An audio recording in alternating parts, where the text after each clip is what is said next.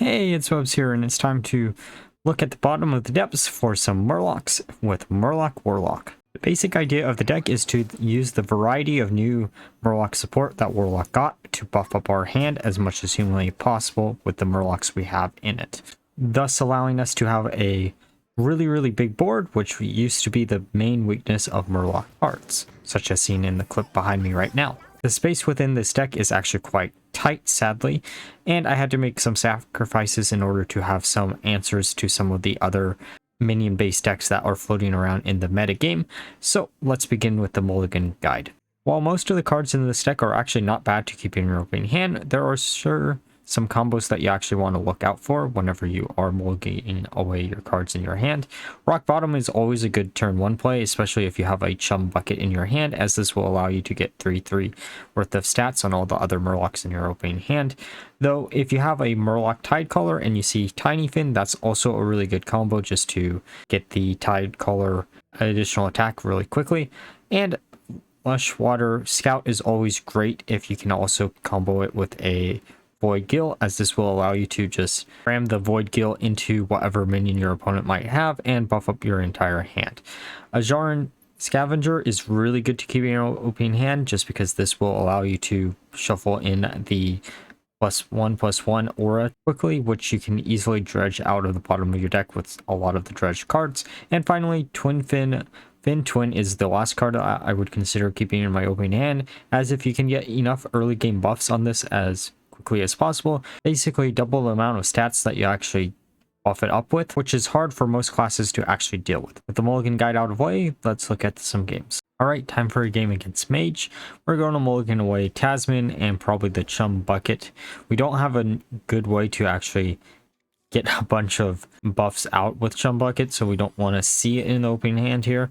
Though we did draw into Rock Bottom, which would have been a great way to actually use Chum Bucket, but oh well.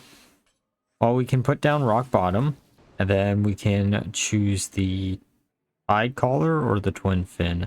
Twin Fin's probably going to be a better option, just so we can actually buff it up quickly if we do draw into the Chum Bucket that we mulliganed away. They're going to kill one of our minions, which is perfectly fine.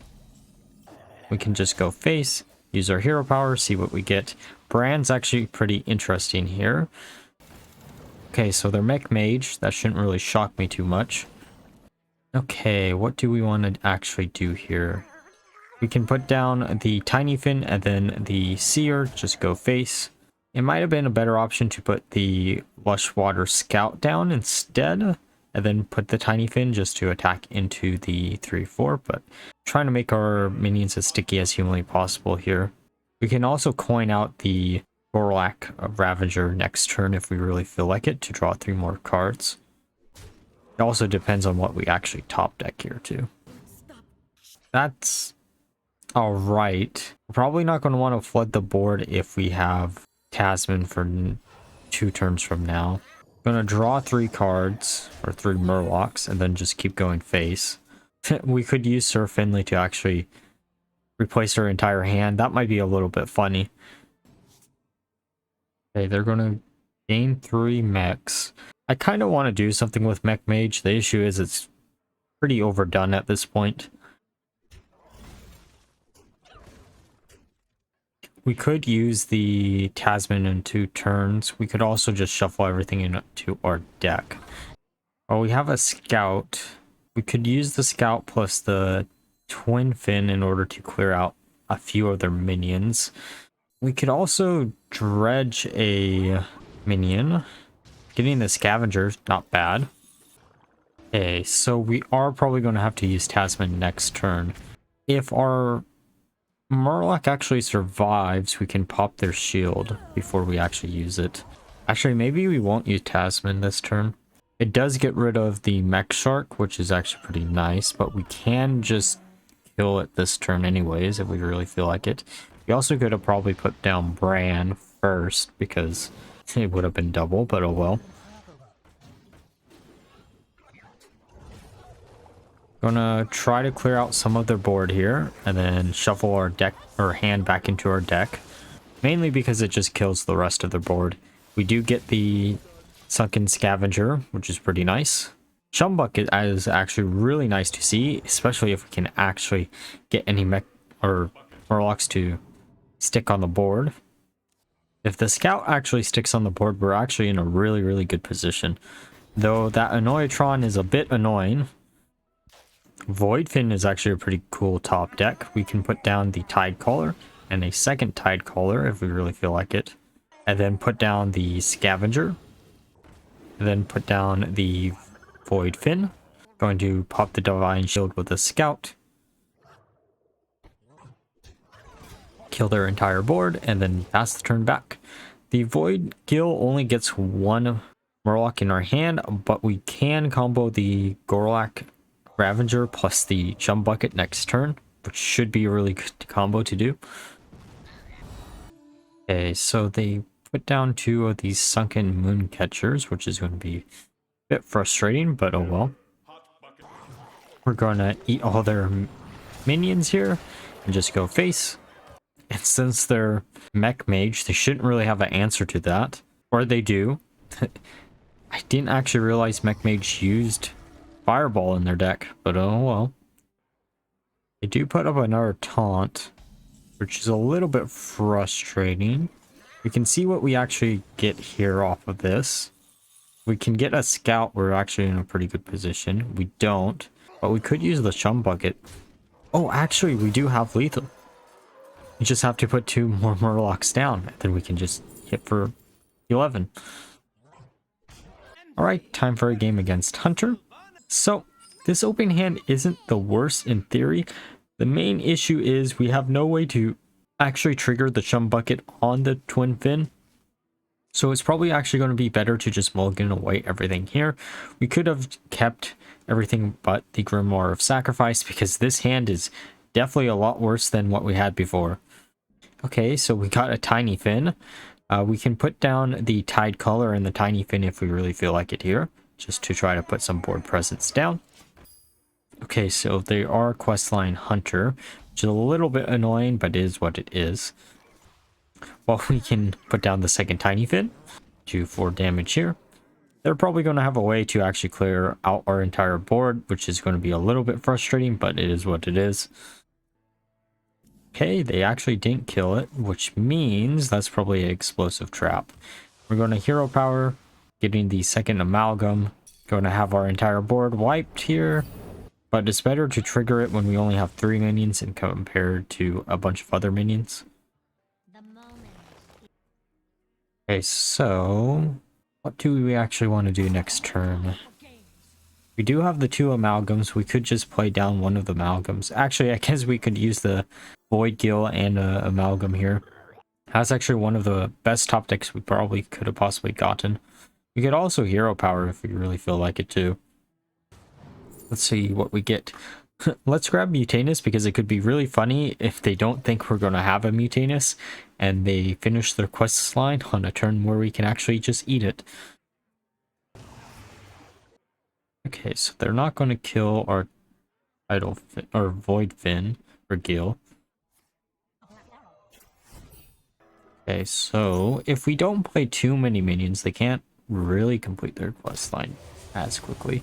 But we do want to swarm the field as much as humanly possible, mainly because of the fact that if we don't, they might be able to get enough damage where it might become a problem. We can put the Seer down just to increase the HP, so it's harder for them to actually kill our minions. Would have been maybe a little bit better to use a Chum Bucket to buff up our hand, but we only do have 2 big Murlocs, so that's not really a good option either.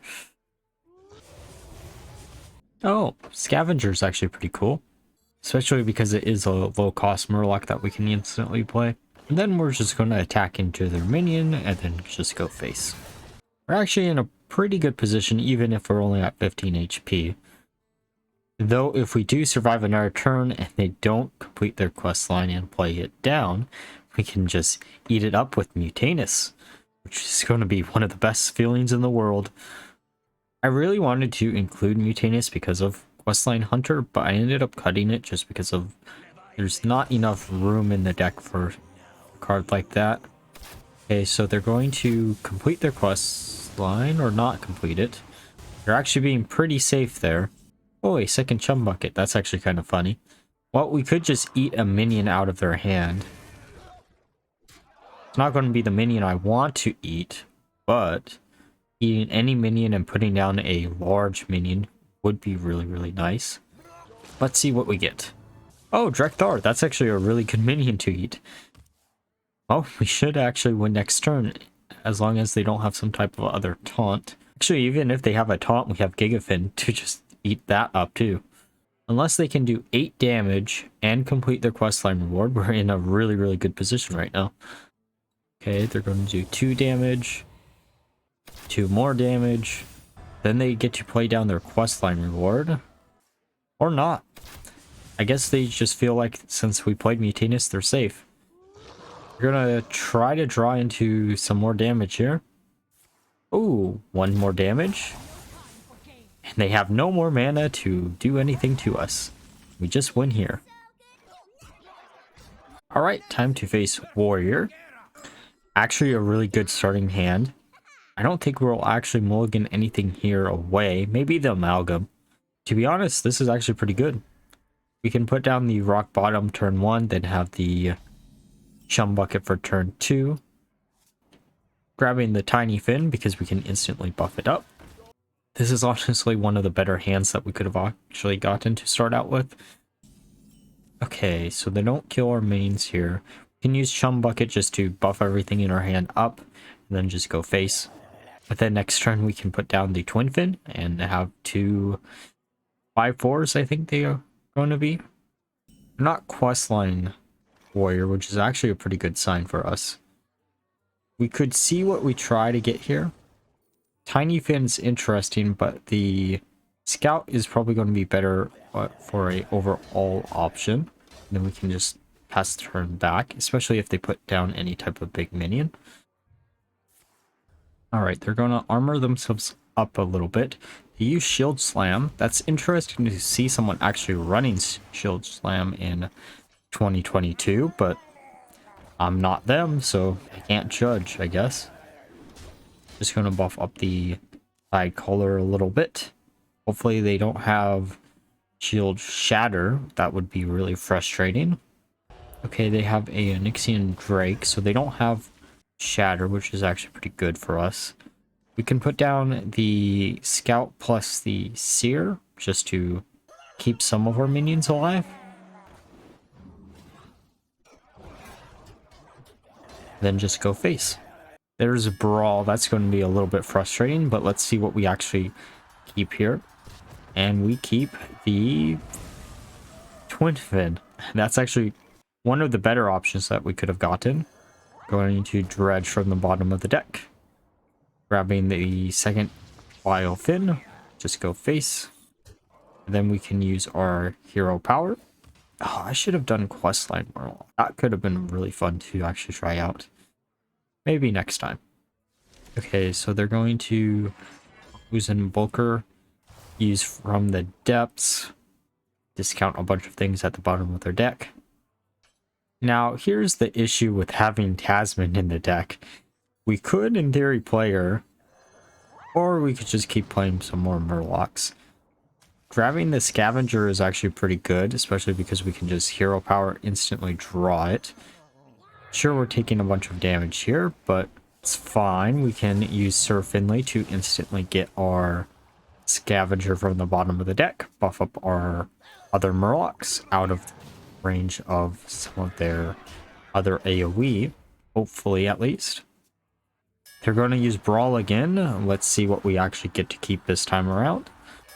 The Twin Fin has survived 2 Brawls. What are the chances of that? Okay, so that's a really good top deck. That's 3 more cards to draw. Can you say a class card without being an actual class card? I guess Shaman could also use the Gorlak Ravager, but I think most people are just playing Murloc Warlock out of all the classes. It's kind of a shame that Underwater expansion only one class really got a Murloc support, or at least a lot of it, I should say. Okay, so we can hero power See what we get here. Amalgam is actually pretty decent. We can use the Scout first, though, to allow our Amalgam to just rush into their minion. And then go face from here, getting rid of as much armor as humanly possible.